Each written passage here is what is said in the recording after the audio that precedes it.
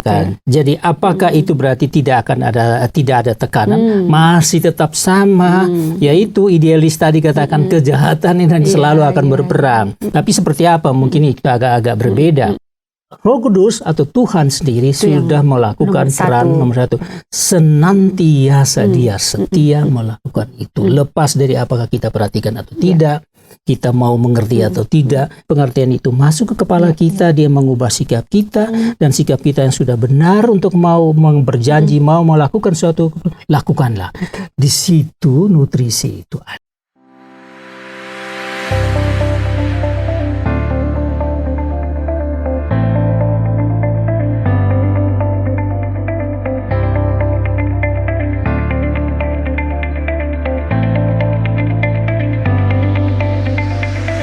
Halo sahabat, kembali lagi bersama saya Elo. Kita berjumpa di program Bincang Kita, bercakap bersama mencari makna. Apa kabar Anda? Semoga dalam keadaan baik dan sehat. Dan hari ini kita akan berbincang kembali, dan kali ini saya ditemani oleh Bapak Pendeta Frederick Makitan yang sudah hadir, dan kurang lebih beberapa menit ke depan kita akan berbincang bersama dengan beliau. Apa kabar Pak Freddy? Ya, baik-baik Mbak Elo. Puji Tuhan. Ya. Terima kasih Pak sudah kembali kita sama-sama bertemu dan menemani sahabat bincang kita untuk hari ini. Dan hari ini topik yang akan kita diskusikan tentang pertumbuhan ini Pak, tentang kehidupan rohani secara khusus, yaitu bertumbuh dan menjadi tangguh. Dan hari ini diskusi kita terinspirasi, saya membaca dari kitab Wahyu pasal 3 ayat 1-6 yang di situ secara khusus ada satu kalimat yang cukup membuat saya tertarik, karena sepertinya ada arti yang tentunya dalam di sini tentang kehidupan rohani yang mungkin juga perlu kita pahami, kita mengerti, yaitu tentang ayat yang pertama yang dituliskan tentang gambaran kerohanian kondisi jemaat di Sardis pada waktu itu. Di Wahyu tersebut dikatakan, engkau dikatakan hidup padahal engkau mati. Nah ini apa sih Pak yang sebenarnya dimaksudkan dalam tulisan Rasul Yohanes tersebut yang bisa kita pelajari tentang kehidupan kekristenan atau kerohanian jemaat pada waktu itu? Kok dikatakan sampai engkau dikatakan hidup padahal engkau mati? Ya, memang kitab Wahyu ini hampir sepenuhnya itu ada penuh dengan simbolisme ya. Jadi sehingga timbul begitu banyak penafsiran, sehingga orang-orang yang para penafsir ini pun juga tergolong dalam berbagai macam golongan-golongan penafsir, macam-macam ya. Kita tidak bahas itu, tapi ini hanya satu gambaran saja. Jadi kata-kata yang ada di situ pun juga kata-kata yang kadang-kadang muncul tuh simbolik atau bersifat kiasan ya, sehingga itu menunjukkan satu gaya bahasa yang bagus ya. Yohanes ini kan seorang yang luar biasa ya, kalau kita membaca sejarah tentang Yohanes penulis kitab Wahyu ini.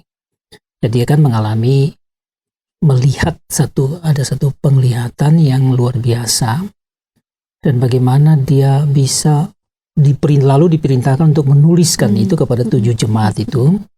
Lalu bagaimana dia menggunakan diksi yang ada, gaya bahasa yang ada, berdasarkan sastra Ibrani pada saat itu. Dia juga bahasa sehari-harinya adalah Aramik ya. Tapi kemudian dia juga tulis dalam bahasa Yunani lagi. Jadi ini bahasa dunia pada waktu itu. Nah, kita lihat bagaimana cara dia menulisnya, menggambarkan apa yang dia lihat itu sudah sebisa mungkin yang dia bisa buat itu ya, dari penglihatan yang entah berapa lama.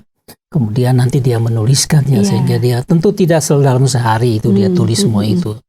Karena pemilihan diksi itu tidak begitu gampang dan gaya bahasa. Nah, timbullah kata kiasan semacam ini. Apa tadi dikatakan? Engkau dikatakan hidup padahal engkau mati. Jadi seperti kontradiksi gitu. Hidup tapi mati. Itu apa? Nah, ini ditujukan kepada jemaat di Sardis ya. Jadi konteksnya kan Kan dia ada 7 jemaat ya. Apa itu? Efesus, apalagi Smyrna, Pergamus, Tiatira, Sardis, ya. lalu ada Philadelphia, dan satu lagi apa itu? Laodikia kalau nggak salah gitu ya. Nah, ini salah satunya Sardis yang hari ini kita menginspirasi Mbak Elon ya. Hari ini kita diskusi. Ya, apa tadi temanya apa itu? Bertumbuh dan menjadi tangguh. Bertumbuh dan menjadi tangguh. Ya, karena ada kata-kata hidup tapi mati. Nah, ini bagaimana? Mbak Elon mulai membahas dengan mempertanyakan kalimat ini ya. Kelihatannya hidup tapi sebetulnya mati.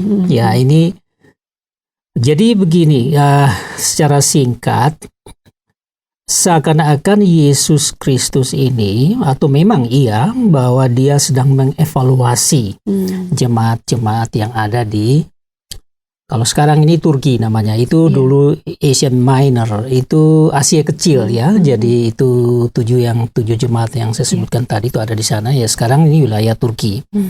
Jadi Smyrna adalah salah satu dari jemaat itu. Dan kalau kita lihat penulisan Wahyu itu dan surat yang untuk disampaikan kepada jemaat demi jemaat dari 7 jemaat itu, kita melihat ada kesamaan. Jadi kesamaan yang pertama adalah ini adalah semacam evaluasi, semacam review kembali. Yesus melihat kembali jemaat-jemaat ini yang selalu melihat positifnya dan negatifnya. Semua itu kalau dibaca ya ada positifnya dan ada negatifnya. Kemudian akhirnya ada perintah yang sama untuk bertobat. Bertobat jadi berarti yang negatifnya itu harus diperbaiki. Bertobat. Lalu ada janji itu barang siapa menang. Selalu ada itu untuk ke-7 jemaat itu. Barang siapa menang nanti ada semacam reward lah, penghargaan dari Tuhan. Ada beda-beda itu jemaat itu semua. Kasus mereka juga berbeda-beda. Nah, yang di Smyrna ini kasus mereka itu adalah dikatakan, tadi saya baru cek lagi itu, jadi mereka ini kelihatan sempurna semua pekerjaan mereka. Semua baik-baik saja. Baik, sempurna. Tetapi sebenarnya kelihatan baik, tetapi sebenarnya tidak sempurna di mata evaluasi dari Yesus Kristus sendiri, di mata review dari atau tinjauan ulang oleh Sang Kristus sendiri. Jadi ada satu hal yang kelihatan di situ bahwa kamu melakukan semua pekerjaan itu, tapi yang kudapati tidak sempurna. Jadi kalau dilihat dari permukaan tenang, gitu, Mbak. Misalnya air itu tenang gitu ya. Iya, ternyata bagus, di dalam bukan itu cuma bukan saja tenang, bagus ya. Indah gitu. Tetapi ternyata di dalam ada yang bergejolak, mungkin ada buaya di dalam. Gitu ya. Atau semacam begitulah. Jadi kalau bagus nih kalau penggambaran semacam gitu. Lalu ya karena begitu, kamu ini kan sebenarnya sudah menerima, sudah mendengar itu kata-kata yang dituliskan di situ, ya turuti. Jadi artinya kembali kepada hal-hal yang seharusnya itu harus dibuat. Nanti kalau siapa yang sungguh-sungguh menang, ya berarti akan ada reward di situ. Tapi ada yang positif di situ adalah, sekalipun demikian, ada di antara kalian itu dikatakan begitu, yang dikatakan berpakaian putih, ya artinya mereka itu melakukan hal-hal yang baik. Memang benar-benar baik, bukan di permukaan aja. Jadi di dalam semua situasi yang tidak baik selalu ada yang baik, ya tidak bisa sempurna tidak baik atau sempurna baik, ya. Nah yang baik-baik ini harus bangun kembali dan semua yang lain harus bangun kembali. Kira-kira itu pesan intinya untuk jemaat di Sardis pada saat itu. Lalu keluarlah ungkapan atau kiasan semacam itu. Nah, supaya kamu kalian sadar itu ya, kalian itu kelihatan hidup, tapi sebetulnya mati. Nah, sekarang ini Mbak Elo tanya apa sih yang hidup apa gitu, yang mati yang apa, mati gitu, ya? gitu. Kok kelihatan hidup tapi mati? Gimana itu ya? Ya itu logikanya kan juga sulit itu. Padahal semuanya nggak ada masalah, nggak ada konflik, kok ada pernyataan mati nih. Gitu.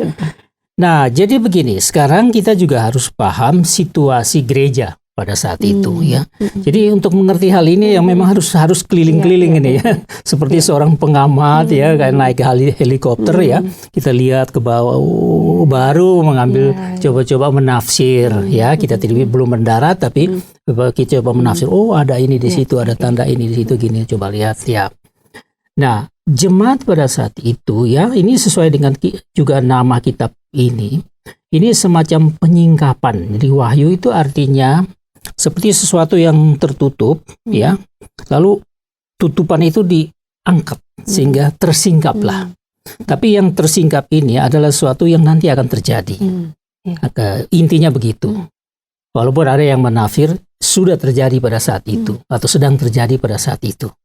Nah, yang terjadi pada saat itu adalah gereja di dalam penganiayaan. Ini maksudnya gereja secara fisiknya ya Pak ya? Maksudnya bukan orang per orang. Orang gereja dalam arti, ya begini.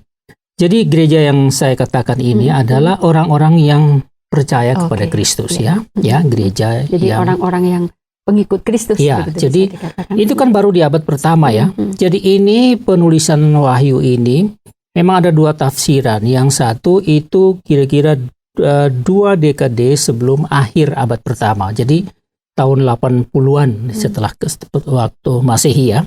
80-an dan 90-an itu kira-kira surat ini ditulis. Ada yang menafsir begitu. Kemudian ada yang katakan 60-70-an. Nah, ini kan ada dua masa yang saya perlu jelaskan dulu. Kalau tidak nanti kan pemirsa juga tidak bisa sampai mengerti kata ini saja, enggak begitu gampang ya. Nanti bagaimana kita memahaminya kalau kita tidak melihat sedikit latar belakangnya. Tahun 70 itu terjadi di mana Bait Allah dihancurkan oleh Romawi. Waktu itu kalau tidak salah Kaisar ini Romawi ya, kekaisaran Romawi yang menjadi seluruh Asia pada waktu itu. Terjadi satu pembantaian, karena ada pemberontakan orang Yahudi ya. Jadi Bait Allah diruntuhkan dan kemudian Yerusalem juga diruntuhkan. Ya sudah, orang-orang Israel juga sudah menjadi orang-orang yang berdiaspora kemana-mana ke seluruh dunia. Nah, itu satu. Orang-orang Kristen, gereja ini mengalami penderitaan sebenarnya sudah sejak Yesus naik ke surga, ke pengangkatan Yesus, kemudian murid-murid itu mulai gencar menginjili kemana-mana. Yohanes ini dia ke Efesus, jadi berarti dia ke daerah Turki itu.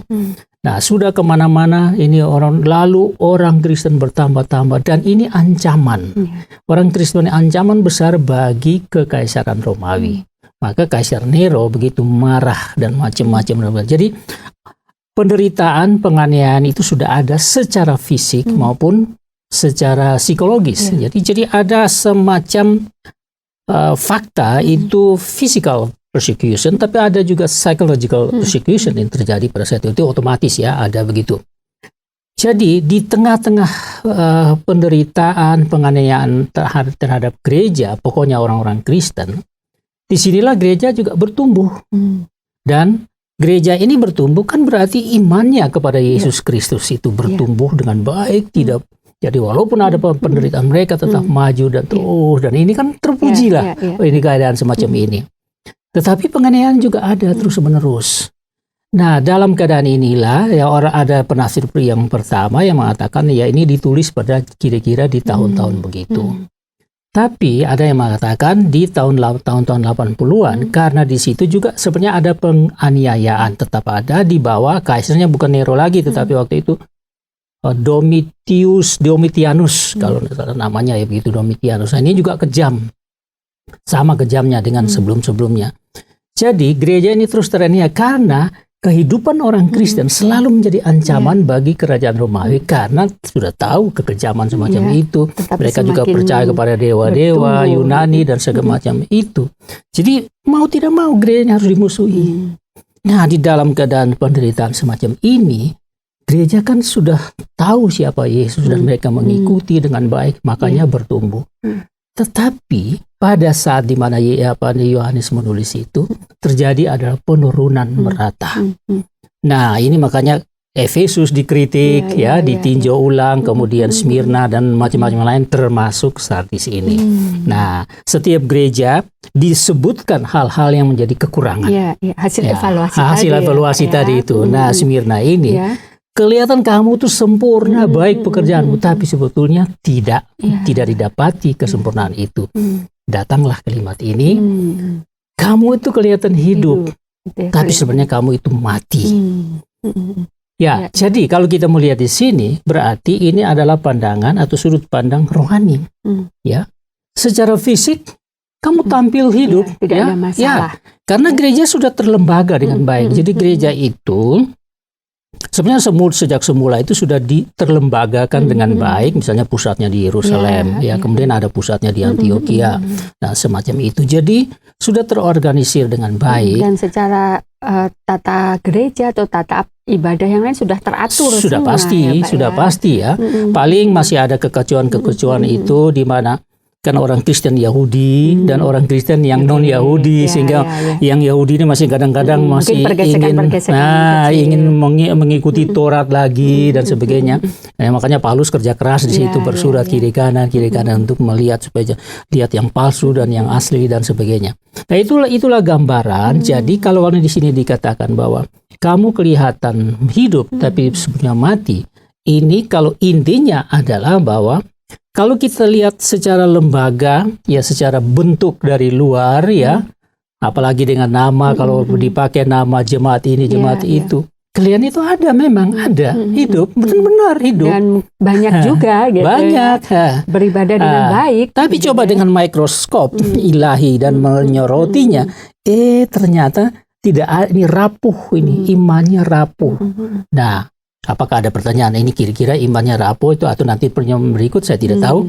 Tetapi ya inilah gambaran mengapa dikatakan gereja ini kelihatan hidup tetapi sebenarnya mati. Ya oke.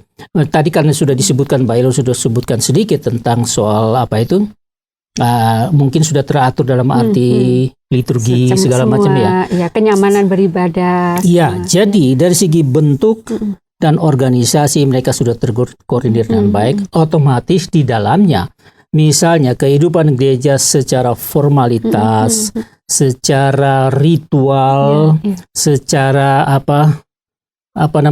seremonial, ya, itu sudah jalan dengan baik. Tidak ada kekacauan ataupun ada hal-hal yang mengganggu sebenarnya. Iya, rutinitasnya sudah mantap, formalitasnya sudah mantap dengan segala simbol mungkin yang ada. Sehingga kalau kelihatannya itu ya memang seorang memang hidup betul itu tadi ya Pak, hidup gitu ya. Tetapi ternyata Yesus menyoroti bahwa di dalamnya yaitu kehidupan secara rohani, iman yang sesungguhnya itu, moralitas yang sesungguhnya itu sebenarnya sudah, bahkan iman sendiri sudah tergoncang. Kan bagaimana ya? Kan orang kalau dalam penderitaan gereja, orang kan punya pilihan tetap kepada Kristus atau tidak. Nah, ini kemarin ada kegoncangan. Jadi di luar masih kelihatan Kristennya, tetapi di dalamnya, apakah aku teruskan dengan iman ini atau tidak? Nah, lalu kalau mau berkompromi dengan dunia luar, berarti bisa mengorbankan moralitas itu juga. Jadi perlu kompromi. Dulu waktu Kaisar itu, Domitianus itu, dia itu membuat patung di tempat-tempat ibadah yang besar-besar itu, harus kasih patung. Karena dia bilang, kamu harus melihat saya, percaya saya sebagai Tuhan. Bayangkan itu. Nah, bagaimana orang Kristen melihat itu, menghadapi semua itu. Tergoncang imannya. Nah, apakah mau diteruskan begitu? Atau berkompromi? Atau mau pilih hidupin dengan cara hidup yang lain lagi? Inilah keroposan-keroposan yang terjadi. Ya, jadi kamu tuh di luar mantap, ya, hidup, tapi di dalamnya kalian itu mati. Jadi secara kehidupan rohani mungkin itu yang menjadi penyebab akhirnya ada keropos itu ya Pak, karena ada tekanan, ada semacam intimidasi secara kerohanian, dan mungkin kadang kenyamanan juga, mungkin itu tadi sudah terorganisir dengan baik. Jadi sekalipun dalam tekanan ada kenyamanan, itu yang membuat mereka dalam kondisi hidup tetapi mati. Nah, betul, kalau saat ini Pak, kita berbicara saat ini untuk orang-orang percaya yang hidup saat ini, kemungkinan itu bisa terjadi kan sangat mungkin ya Pak ya, kondisi hidup tetapi mati gitu ya dalam sisi kerohanian, sangat mungkin. Nah, kalau sekarang itu seandainya atau kalaupun itu sangat mungkin terjadi, penyebabnya pasti lain. Kalau untuk kehidupan orang Kristen saat ini, kira-kira menurut Pak Freddy, itu misalnya terjadi, apa sih Pak penyebabnya? Kalau dulu mungkin karena tekanan yang luar biasa, tapi juga nanti kalau ini saya jadi nggak nyaman, kalau saya tidak berkompromi, saya nggak bisa beribadah, gitu. Mungkin waktu itu ya pertimbangan jemaat seperti itu. Jadi kelihatannya oke lah, kita ngikut aja, pelan, tenang. Yang penting masih bisa berdoa, masih bisa ke gereja, masih bisa terlihat secara rohani, formalitas rohani masih berjalan. Kalau saat ini apa Pak kira-kira penyebabnya? Misalnya itu terjadi pada kita, orang percaya, pasti terjadi Pak. Saya rasa pasti ada itu. Jadi gini ya, manusia ini kan sebenarnya sama saja, hidup di zaman mana saja ya. Nah, tadi saya sedikit menyentuh ya, teringat itu ada kelompok-kelompok aliran-aliran penafsir itu ya, khusus untuk kitab Wahyu ini ya. Karena ini kitab yang paling sulit ya. Nah, kalau tadi misalnya di golongan-golongan itu ada satu golongan yang namanya golongan idealis. Ya, ini ada namanya ya golongan idealis ini, penafsir idealis ini. Mereka tidak pusing dengan itu soal simbolisme yang dilukiskan itu ya. Apa segala macam itu banyak itu, misalnya kaki Dian yang itu, kemudian ada macam-macam, ada 7 roh apa. Mereka sulit itu simbolik ya. Tapi yang pasti keseluruhan kitab Wahyu itu bercerita tentang selalu ada 2 hal yang bertentangan, yaitu kejahatan dan kebaikan, ya, kebenaran dan ketidakbenaran. Seperti tadi Pak, positif dan negatif. Positif. Itu selalu berantem di dalam dunia secara universal, secara global, dalam sejarah dunia, tapi juga di dalam gereja, ya, dalam sejarah gereja ini yang bertumbuh, yang sekarang pada zaman itu sudah gereja sudah berumur ya, kalau memang itu ditulis 80 ya 80 tahun Masehi, berarti gerejanya dihitung mulai dari Yesus terangkat, mungkin itu sekitar tahun 33, berarti gereja sudah 30-an tahun, 40-an tahun, 50-an tahun bertumbuh ya. Ya, sudah cukup lama juga ya. Jadi kejahatan dan kebaikan itu selalu ada. Tetapi ada juga golongan lain yang semacam bersifat futuris ya. Jadi mereka melihat bahwa ini ke depan. Jadi ke depan ini mereka menafsir Wahyu itu adalah sesuatu yang ke depan. Yang akan terjadi. Seperti ini. Nah, mana yang benar, mana yang salah nih ya. Kayaknya dua-dua benar ya. Kalau kita lihat. Nah, apakah persoalan manusia ini berbeda? Ada hal-hal yang sebenarnya selalu sama. Nah, sekarang kita ambil contoh. Di dalam sejarah dunia, sejarah perkembangan gereja, apakah hal-hal yang terjadi pada saat itu tidak terjadi pada saat ini? Selalu terjadi kalau kita melihat dari sudut-sudut pandang itu. Jadi gereja ini ya selalu, katakanlah sekarang malah lebih rapi ya, diorganisasikan begitu karena rapi secara ya. Intelektual orang-orangnya kan semakin pintar ya Mbak ya. Semakin pintar.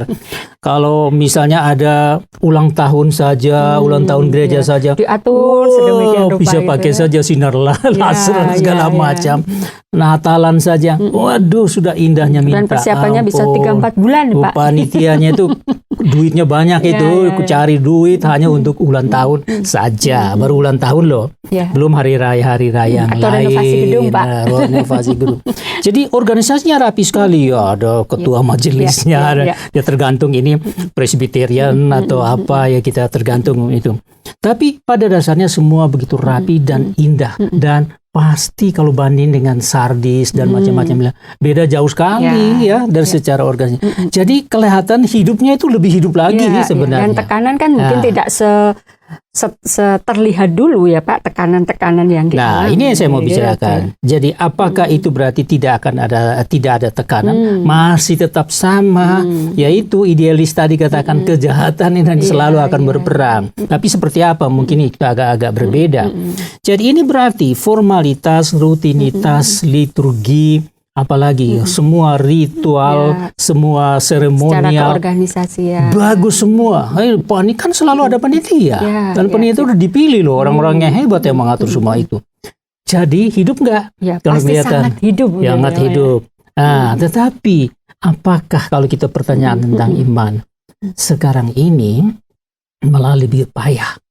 Lebih rapuh lebih rapuh. Dengan mudah orang meninggalkan Kristus, walaupun ia tetap adalah beragama Kristen ya, disebut sebagai murid Kristus lah, hamba. Kadang-kadang hamba Tuhan, saya kadang-kadang takut kalau dipanggil hamba Tuhan. Terus apakah hidup saya ini betul seperti hamba? Hamba itu nggak memiliki dirinya.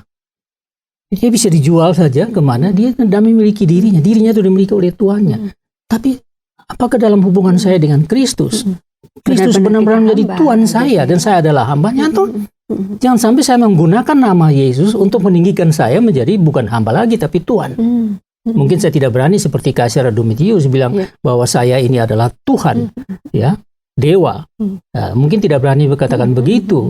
Tuhan adalah Tuhan, aku di belakang salib. Tetapi sebetulnya segala usaha akulah yang di depan.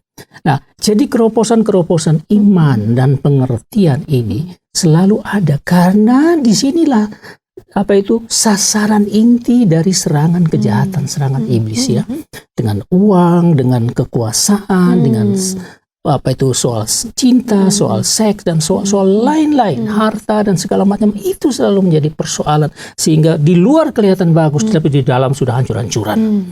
Itu selalu ada. Jadi kalau itu bisa saja siapa saja, ya Pak. Nah, belum lagi kita bicara soal pribadi. Kan tidak ada, kita tidak bisa katakan membicara tentang gereja, tubuh Kristus tanpa berbicara tentang setiap pribadi yang ada di dalamnya yang telah mengaku menjadi murid Kristus, menjadi pengikut Kristus. Secara pribadi bagaimana? Apakah setiap orang jujur menilai dirinya sendiri? Atau dia tidak jujur, dia selalu berkata dan membela, berapologetika, membela dirinya. Dia sebenarnya benar, kamu yang salah melihat. Tapi sebenarnya di dalam, dia juga menuduh dirinya sendiri. Lah sebenarnya aku memang begitu, dia betul. Tapi aku harus ngaku. Bisa saja begitu. Sampai jadi kebusukan-kebusukan itu kan ada pepatah sepandai-pandai membungkus, yang busuk berbau juga. Jadi bagaimanapun juga kehidupan gereja, kehidupan pribadi, kehidupan satu komunitas, semua yang busuk akan berbau juga dan akan dirasakan. Bisa saja mengalami hal ini ya Pak dalam kondisi hidup dan hidup padahal mati. Ya, itu ada terjadi. Jadi kalau kita mau bawa itu ke saat ya memang sifat Efesus ada di sini di zaman sekarang, sifat Smyrna, sifat Laodikia, Philadelphia, Thyatira, Pergamus, semua itu sifat-sifat yang diteliti oleh Yesus itu ada pada zaman sekarang ini. Cuma bagaimana kita bisa menghakimi? Kita kan tidak tahu persis. Ini hanya dibutuhkan kejujuran untuk melihat dan mengakui keadaan ini. Benarkah bahwa sekarang ini ada banyak orang meninggalkan Kristus? Benarkah orang sekarang sudah mengambil Alkitab sebagai satu komoditi? Ya, ini kan kata-kata kiasan semua. Tetapi kalau kita mau lihat ke dalam, ya kelihatannya hidup. Tetapi sebenarnya di dalamnya sudah ada banyak hal-hal yang salah. Yang kalau diteliti, kalau Yohanes hidup lagi dan disuruh oleh Tuhan menulis, barangkali lebih kacau dibanding dengan tujuh jemaat itu tadi. Nah, apakah saya berpikir ya Pak, tadi Bapak sampaikan itu kan sekarang justru lebih rapi, gitu, lebih rapi, bahkan kalau bisa orang digambarkan berpakaian tuh hidupnya lebih glamor gitu ya Pak. Betul. Nah, apakah kelebihan ini gitu ya, itu mempengaruhi akhirnya orang juga lebih parah lagi untuk dia keluar dari sistemnya Tuhan, kalau bisa saya katakan, untuk dia menjadi rapuh bahkan mati tadi. Apakah itu tadi kelengkapan yang ada dari masa ke masa, dari zaman ke zaman ini membuat orang begitu gampang atau begitu mudah tidak menyadari dia sudah keluar dari sistemnya Tuhan dibanding seperti zaman jemaat di Sardis itu? Iya, jadi begini kan. Kita ini tidak ada sesuatu yang hanya kelihatan dari luar. Pasti ada yang sesungguhnya ada di dalam, yang selalu tertutupi itu. Ya, atau yang dirahasiakan atau dengan sengaja disembunyikan. Ya. Kecuali dia jujur, maka yang tersembunyi, yang tidak kelihatan itu akan kelihatan melalui. Jadi begini, kalau kita melihat kehidupan gereja, kita bisa melihat dari segi organisasinya. Oke, bisa, karena memang itu satu organisasi besar. Nah, bagus kan? Kalau kita lihat dari segi peribadahannya, bentuk-bentuk peribadahannya, itu tadi kita sudah sebutkan tadi, macam-macam. Bagus ya. Keindahannya, wah, desainer top, yang arsitek yang paling top yang dipakai untuk membangun gereja ini ya. Kecuali yang tidak punya duit ya, apa boleh buat lah ya. Tapi itu pun mereka masih berusaha untuk yang terbaik ya. Memberi yang terbaik. Tapi kehidupan ini kan begini. Kehidupan orang-orang yang percaya ini kan sama dengan sebuah media. Dia tidak bergantung daripada gedung gerejanya. Ya. Jadi rajin ke gereja, tidak pernah absen. Tapi kehidupannya ini kan dia punya jalur sendiri. Bisa dikatakan fokusnya sebenarnya ya Pak ya. Iya. Fokusnya dia itu apa yang terlihat saja. Iya, apa yang terlihat secara fisik ya. Tapi kehidupan ini ada sesuatu yang di dalam, tapi sebetulnya juga kelihatan. Tapi kelihatan melalui kehidupan orang-orangnya. Jadi sebenarnya kalau kita sebut kekristenan, jangan selalu kita hanya berpikir tentang organisasi Kristen, apalagi semua pakai nama Kristen, keluarga Kristen pakai nama Kristen, komunitas Kristen pakai nama Kristen. Juga ada orang yang pakai nama Petrus, Yohanes, Andreas, ya itu nama-nama itu tidak salah, bukan begitu. Maksud saya bahwa itu tanda-tanda Kristen kan. Jadi kan kalau orang kasih nama anaknya Yohanes, Petrus, ya udah pastilah dia ada harapan gitu ya Pak. Artinya bahwa dia itu satu tanda Kristen ya, tanda loh, ini satu tanda Kristen. Nah, tapi perilaku. Jadi kekristenan ini sebenarnya adalah sebuah perilaku. Sikap atau attitude, perilaku, dan berakibat pada perbuatan-perbuatan yang mengandung kesucian, yang menunjukkan kesucian, kasih, dan karakter Allah ada di situ. Karakter Allah tidak dilihat daripada besar kecilnya sebuah gedung gereja atau organisasinya ya. Walaupun itu adalah bagian dari satu karakter yang baik untuk mengatur dengan baik. Tetapi kehidupan ini loh, hidup yang sehari-hari ini pada satu pribadi. Inilah yang sebetulnya menunjukkan dialah yang bercerita dengan lebih tepat tentang apa itu kekristenan, siapa itu Kristus. Jadi inilah kehidupan ini media. Kehidupan ini seperti sebuah buku, ya buku Kristus yang orang buka lembar demi lembar, halaman demi halaman kehidupan itu orang baca. Semua orang baca, apalagi saya sekarang ini dengan media sosial ya. Lah semua orang mau menulis. Dalam tanda kutip, menulis tentang dirinya, apakah itu lewat foto, lewat apa saja penampilannya, dia ada di mana, dia bikin apa, dia pakai baju apa. Ini kan dia sedang menulis tentang dirinya. Nah, di situ kelihatan nggak? Bisakah orang baca tentang Kristus di situ dalam lembar demi lembar? Atau malah itu peluang untuk semakin mematikan kerohaniannya ya Pak ya? Nah, jadi pertanyaannya, apakah kita mempersilahkan soal organisasi? Bukan itu tujuannya. Bukan pertanyaan tentang keindahan, kerapian sebuah organisasi dan pengurusan ibadah. Bukan itu. Tetapi apakah itu seimbang? Atau dan di dalamnya itu ada keindahan karakter Kristiani yang berasal dari Kristus atau tidak? Lah kalau gerejanya bagus, kita punya gereja yang bagus, rapi semua. Tetapi nanti satu saat di media sosial, ternyata ada sesuatu yang luar biasa berbau busuk di situ, ketahuan semua orang oleh di media sosial. Nah ini apa? Jadi kerupusan itu selalu ada tantangan seperti tiang-tiang rumah yang tiba-tiba kita lihat, loh ini sudah jadi apa, ngengat dan ngengat sudah bersih saja sudah bisa berkarat. Nah hal-hal ini yang kurang mungkin harus diperhatikan karena itu evaluasi nomor satu untuk kehidupan kekristenan adalah evaluasi tentang apa yang keluar dari hidup itu dalam sikap orang Kristen, dalam itu attitude-nya atau perilakunya atau semua perbuatan-perbuatan ya. Nah ini kan dilihat di dalam pergaulan dengan orang lain. Kalau saya berada di tengah-tengah orang-orang yang belum percaya seperti saya, apakah mereka bisa merasakan ada kebaikan dalam diri saya ya? Mereka bisa lihat gedung gereja saya bagus. Mereka bisa puji-puji, luar biasa gerejanya Pak Freddy, bagus sekali. Tapi kalau saya bergaul dengan mereka, bisakah mereka lihat keindahan itu dalam diri saya? Atau saya melihat Pak Freddy tiap minggu khotbah gitu ya. Apakah itu memang begitu saya? Ya paling gampang khotbah tapi daripada hidup mengikuti khotbah itu kan juga sulit. Nah, jadi ini apakah ada? Ada, dan kita perlu melihat mengevaluasi semua itu. Jadi jangan hanya berlihat kepada hal-hal fisik yang kelihatannya hidup itu saja. Lihat apa yang sudah kelihatan mati, ya, yang tidak dibangun.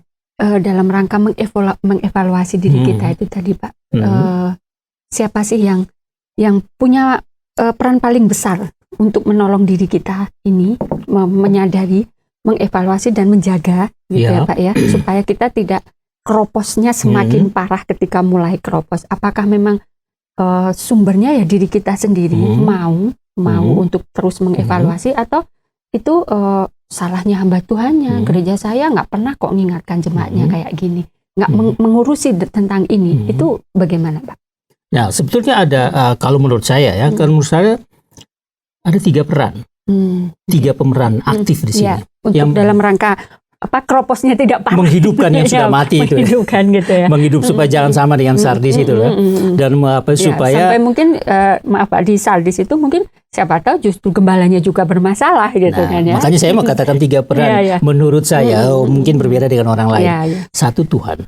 Nah, Tuhan sendiri yang sudah dijanjikan oleh Yesus Kristus pada waktu Kamis malam itu perjamuan terakhir.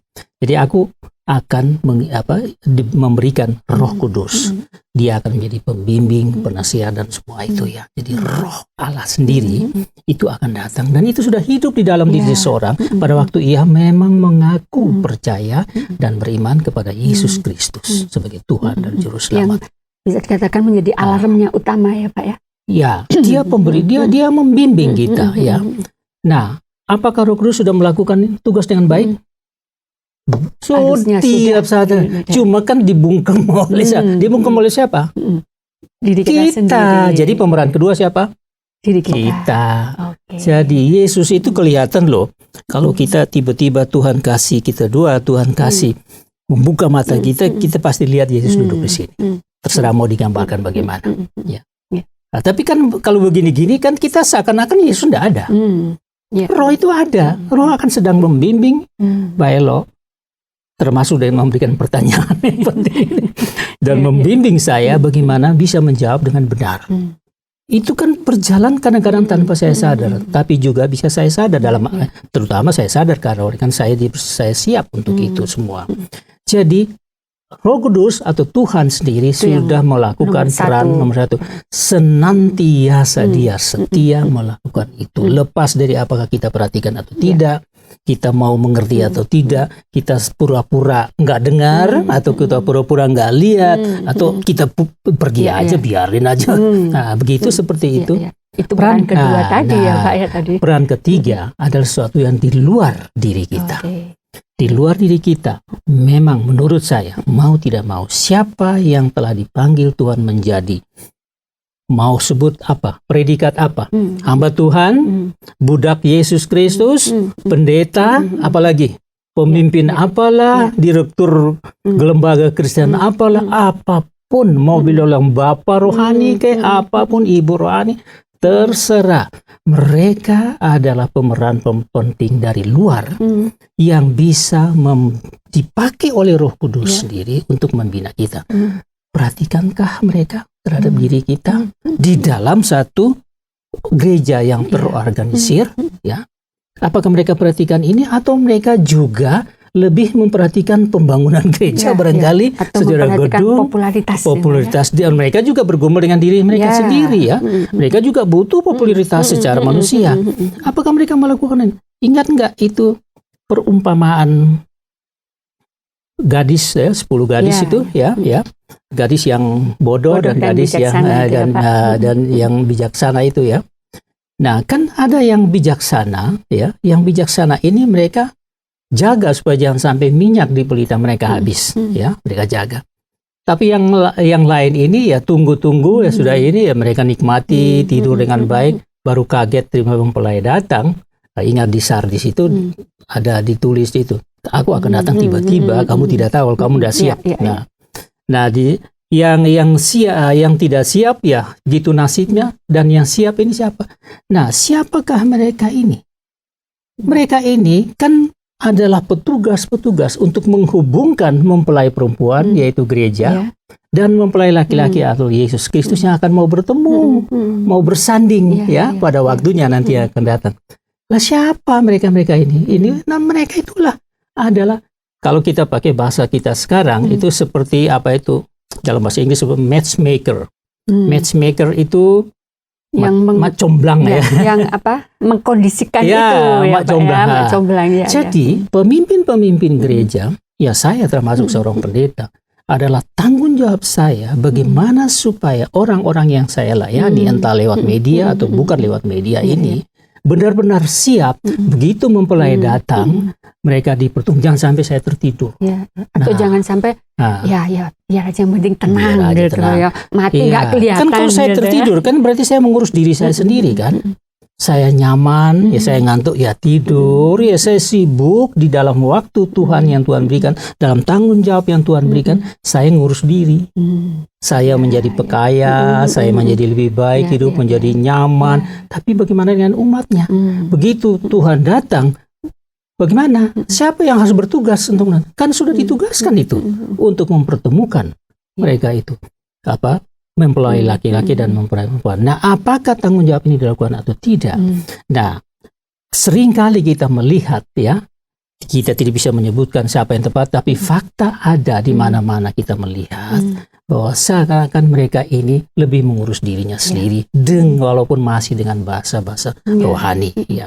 Jadi saya selalu takut hal itu kalau terjadi dalam hidup saya, di mana saya tidak mengurus sungguh-sungguh umat Tuhan ini dengan selalu mengajar mereka dengan yang baik. Percakapan kita ini adalah satu pengajaran juga untuk mereka yang mungkin belum tahu hal-hal yang semacam itu. Kita tanggung bisa jawab dikatakan kita. ini bagian kita jadi mak Bagian comblang kita itu kan ya, Pak ya? betul. Yang jangan sampai kita tidur hanya mengurus diri demi kesenangan kita. Kita punya jangan sampai kita menjadi pecundang. Pecundang itu ya dalam naskahnya siapa itu ya dia itu deadbeat itu dia sebut itu istilah orang yang memang penakut, orang yang tidak melakukan tugas dengan baik, mereka melarikan diri, kadang-kadang lebih mengurus dirinya dan sebagainya. Cari itu aman pecundang, ya, Pak, cari aman. Padahal dia punya tugas untuk bagaimana menghubungkan itu. Jadi tanggung jawab begitu berat. Jadi tiga peran itu menurut Pak, saya. Jadi kalau orang itu mati secara rohani tadi hidup tapi mati, sebenarnya ada tiga peran itu yang cukup besar untuk membentuk. Nah, kalau pertumbuhan dikatakan supaya yang hidup ini kan harus ada yang menghidupi ya Pak ya. Orang kalau seperti kita hidup kan dari kecil sampai usia saat ini kan ada nutrisi-nutrisi nih Pak yang kita butuhkan termasuk dalam kerohanian supaya ketika keropos tadi misalnya tulang supaya nggak keropos kan butuh kalsium terus. Nah ini kalau dari sisi kehidupan rohani nutrisi apa Pak yang diperlukan di samping peran tadi yang untuk mendorong kita tetap hidup, tapi tetap harus ada support nutrisi. Itu apa yang diperlukan? Kalau kita mendengarkan pertanyaan ini dikemukakan di mana-mana ya, saya dari dulu sudah dengar pertanyaan walaupun kalimatnya beda-beda ya. Selalu jawabnya tuh ada satu model jawaban yang sama. Bacalah firman Tuhan. Ya, gampang saja jawab, selesai sudah. Selesai ya. Sudah. Iya dong, baca pasti Alkitab. dong gitu. Tapi bagaimana gitu ya? Baca nih yang seperti hasilnya apa? Nah, saya ingat saja apa yang dikatakan Tuhan. Kamu bukan sahabat ibuku atau saudaraku. Kan pada waktu Yesus dicari satu saat oleh Maria, ibunya dan saudara-saudaranya. Ketika dia hilang. Terus Yesus katakan bahwa, begini ini kata-kata saya. Ibuku adalah mereka yang melakukan kehendak Allah. Jadi persoalan kita adalah sebenarnya bukan persoalan apakah kita membaca Alkitab atau tidak. Ya, artinya bukan berarti saya meremehkan soal itu, tapi saya mau melihat bahwa apa gunanya baca Alkitab, tapi tidak melakukan kehendak Tuhan. Karena melakukan kehendak Tuhan artinya kita memberi peran kepada Roh Kudus itu tadi, ya bersuara dan kita mendengarkan Roh Kudus bersuara melalui firman Tuhan yang kita baca tuh.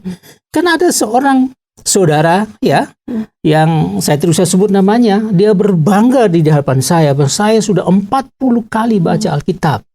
Tapi kalau saya lihat hidupnya ya saya tidak menghakimi, tapi kok beda sekali ya.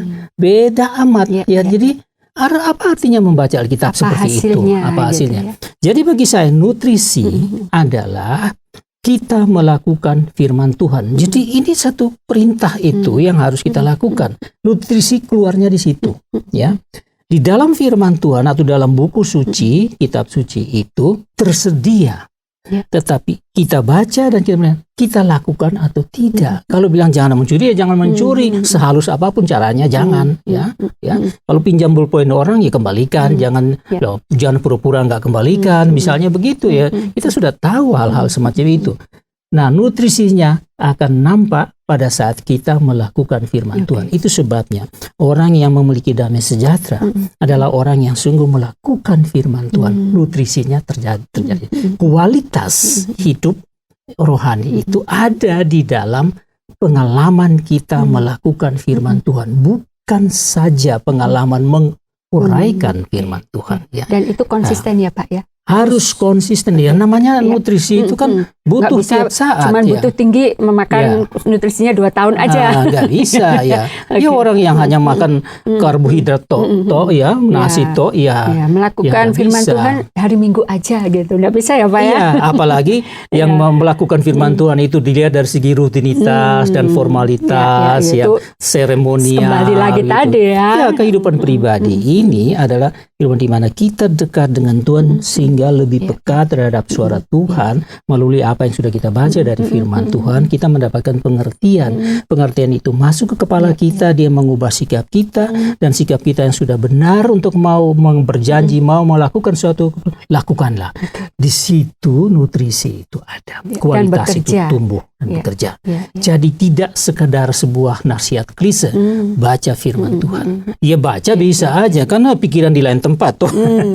Baca tapi pikiran di lain tempat. Dan peran-peran tadi itu tidak sia-sia ya Pak. Firman Tuhan melalui Roh Kudus, firman Tuhan melalui hamba Tuhan atau pendeta atau orang rohani yang lain, dan diri kita itu tadi ketika kita mau makan Pak ya, bukan hanya melihat ini bergizi tapi dilihat saja gitu. Jadi kehendak Tuhan itu bisa kita baca dari firman Tuhan, dari kehidupan sehari-hari, bahkan dari nasihat orang lain, ayah ibu kita dan sahabat-sahabat. Kita bisa menilai semua itu datang dari peristiwa dalam pengalaman hidup kita atau pengalaman hidup orang lain. Kita bisa pelajari hal dari semua itu masuk, dan Roh Kudus mengatur itu dengan baik, memberi pengertian ke pikiran kita. Oh, kita sudah mengerti, tapi mengerti itu harus disikapi dengan cara menerima terima kasih Tuhan, dan sikap berubah, dan akan muncul orang lain akan melihat, sehingga orang tidak lihat gedungnya yang bagus, tapi ternyata perilakunya bagus. Ternyata hidup juga gitu ya, yang di dalam ini hidup juga. Jadi itu yang mati itu bangkit lagi lah. Yang selama ini mungkin mati bangkit lagi. Yang di luar ya kelihatan hidup terus, tetapi yang bagian dalam ini. Nah, Yesus katakan di dalam kepada jemaat di saat itu ya, masih ada yang berpakaian putih itu. Ya selalu masih ada di dalam diri kita. Hal yang baik yang mengingatkan kita selalu ada. Dan itu harus dihidupi itu dihidupkan kembali. Itulah perintah kepada jemaat di saat itu. Dan lakukan itu, karena kamu nggak tahu tiba-tiba aku datang. Artinya apa? Artinya harus senantiasa melakukan. Setiap detik, setiap waktu, dalam situasi kondisi apapun gitu ya Pak. Harus selalu waspada, bisa dikatakan ya Pak ya. Jangan sampai kita terlena. Oke, aku sudah aman ini. Aku sudah melakukan firman Tuhan, itu juga bisa bahaya. Jadi orang yang melakukan firman Tuhan, dia makin lama akan suka melakukan. Kesenangan akan ada di situ, dan semua, dan Tuhan juga senang, senyum, selalu melihat. Orang lain juga begitu akan melihat. Kecuali kejahatan akan mencoba selalu menghambat kita, menghancurkan kita yang mulai bertumbuh itu, mulai hidup lagi itu. Jadi kalau saya teringat lagu Sekolah Minggu, sebenarnya ini intinya bahwa untuk nutrisi itu saya tahu, saya siap, dan saya melakukan. Itu ya Pak ya. Oke Pak, sebelum kita akhiri, mungkin ada yang Bapak bisa sampaikan kepada pemirsa untuk statement hari ini tentang bertumbuh dan menjadi tangguh. Silakan. Ya, kembali kepada jemaat Sardis yang menjadi contoh yang gitu. Jadi menurut saya kita sudah tahu kita sudah punya pengetahuan tentang hal yang baik dan yang benar ya. Pilihlah yang baik itu, walaupun ada godaan untuk tidak melakukan yang baik. Jadi masih di dalam diri kita masih ada sisa. Sisa itu adalah satu keinginan berbuat baik, kehendak baik. Itu ditumbuhkan. Jadi ditumbuhkan, dilakukan, maka kita akan makin lama makin senang melakukannya. Maka ini sama saja kita membangkitkan diri kita secara rohani yang tadinya mati, sekarang mulai bangkit kembali. Dan ada peran Roh Kudus tentunya, peran Tuhan. Tapi kita juga harus bekerja sama dengan Tuhan. Bukan Tuhan hanya menggoyang-goyang, tapi kita nggak begitu. Jadi hidup rohani ya seperti itu, bahwa kita sendiri punya peran untuk mengambil keputusan untuk memulai dan diteruskan, dan menjadi satu kesukaan.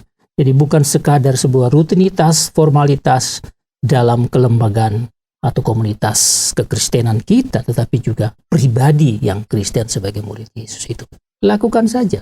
Kata Yesus, barang siapa menang, dia akan mendapatkan penghargaan. Ini bisa tertulis baca dengan baik sendiri di dalam apa yang dikatakan oleh di 5 Wahyu pasal 3 itu jemaat Sardis. Ya mungkin secara kesimpulan ya itu saja yang bisa saya sampaikan. Tapi ini ada persoalan pribadi dan akan berkembang menjadi persoalan komunitas Kristen atau gereja Kristen itu sendiri.